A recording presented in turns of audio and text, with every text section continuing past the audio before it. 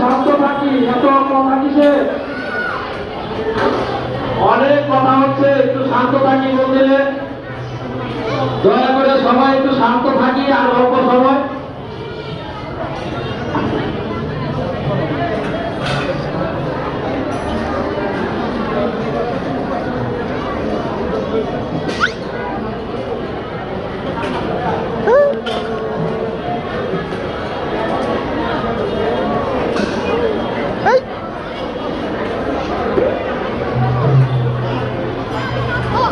ভক্তমণ্ডলী সবাই দাঁড়িয়ে যান।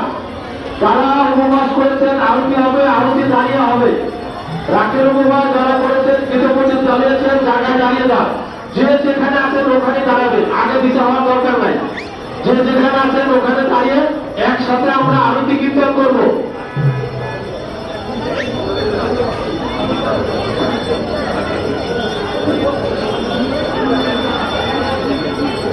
বাবা